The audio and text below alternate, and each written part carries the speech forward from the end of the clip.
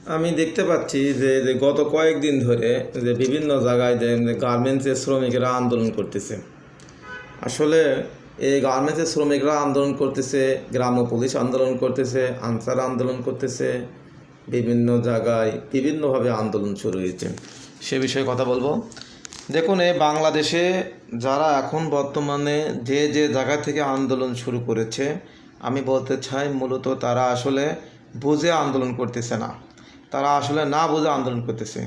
আর যদি কেউ বুঝে আন্দোলন করে, তারা আসলে দেশকে ভালোবাসে না, তারা এই দেশকে ধ্বংসের দিকে নিয়ে যাচ্ছে।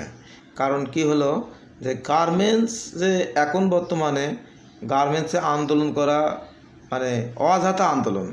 আনসাররা আন্দোলন করছে, এটা অজাতা আন্দোলন। গ্রাম্য পুলিশ আন্দোলন করছে, এটা অজাতা আন্দোলন। দেখুন, দেশের ভিতর বড় একটা পরিবর্তন এসেছে। একটা সরকার 16 বছর যাবৎ এই দেশটাকে বিভিন্ন জায়গায় বিভিন্নভাবে অনিয়মের মধ্যে রেখে দিয়েছিল। এখন আর একটা মানুষ এসে সে দেশটাকে দায়িত্ব নিয়ে সে দেশের দায়িত্ব নিয়ে সে দেশটা গোছাতে অনেক সময় লাগবে। এখন 1 মাসের সময় হয় নাই। এবং আপনারা দেখবেন যে এখন যারা অরাজকতা করতেছে, তাদের কোনো যৌক্তিক কোনো দাবি নাই, সম্পূর্ণ অযৌক্তিকভাবে আন্দোলন করতেছে। এরা মূলত দেশকে ভালোবাসে না। এরা যদি দেশকে ভালোবাসতো তাহলে এই আন্দোলনটা করতো না। আমি সবাইকে বলতে চাই যে ভাই, আপনারা দেশকে যদি ভালোবাসেন তাহলে এখন আপনারা অযথা আন্দোলন করবেন না, কোনো কারণে অযথা আন্দোলন করবেন না। কারণ হলো যে এই দেশটা 15 বছর যাবৎ একটা ফ্যাসিস্টবাদী সরকারের কাছে ছিল। এখন যে আমাদের ডক্টর ইউনূস এই দেশের দায়িত্ব নিয়েছে, সে কিন্তু এখনও দেশ কিংবা সে কখনো রাজনীতি করে নাই। সে দেশটা গোছাতে একটু সময় লাগবে। এই দেশটা ইনশাআল্লাহ অনেক ভালোভাবে চলবে, অনেক সুন্দর চলবে। আগামী দিনে অনেক ভালোভাবে এই দেশটা এগিয়ে যাবে। আপনারা একটু সুযোগ দেন, একটু সময় দেন, একটু গোছানোর সময় দেন। আপনারা অযথা এখন আন্দোলন করেন না। গার্মেন্ট যদি বন্ধ হয়ে যায়, যারা আন্দোলন করতেছে, আপনারা ভাই 1 মাস বেতন না পাইলে আপনাদের সংসার চলবে কী দিয়ে?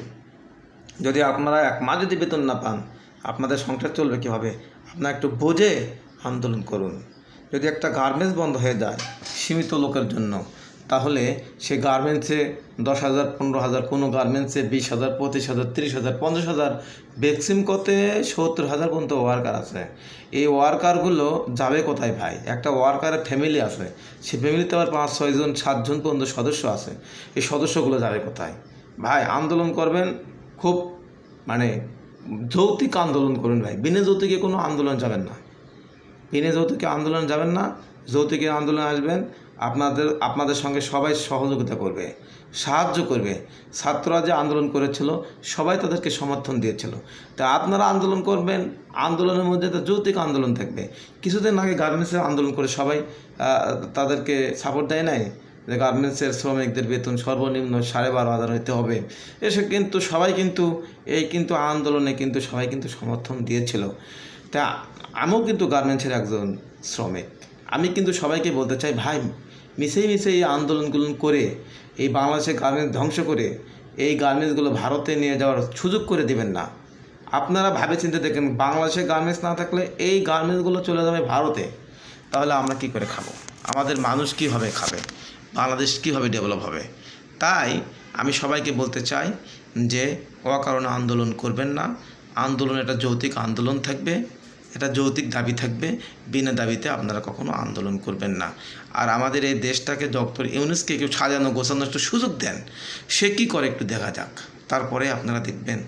আমার মনে হয় সে ভালো, তার নিয়মটা খুব ভালো, দেশকে অনেক দূরে এগিয়ে নিয়ে যেতে পারবে। সে কিন্তু একটা পুরুষ, আমরা কিন্তু মহিলার নিচে নাই।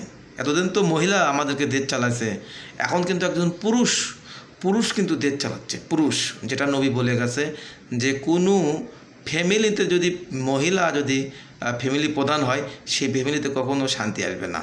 তাহলে একটা দেশের যদি প্রধান যদি মহিলা হয় সে দেশে কখনো শান্তি থাকবে? এটা আমার কথা না, এটা নবীর কথা, বিশ্ব নবীর কথা। যার একটা কথা যখন বের হয় এটা তার মুখ দিয়ে বের হয় না, এটা আল্লাহ রব্বুল আলামিনের হুকুমে বের হয়।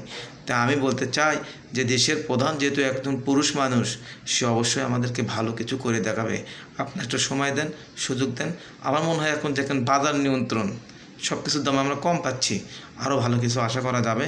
সবাই ভালো থাকবেন। আল্লাহ হাফেজ।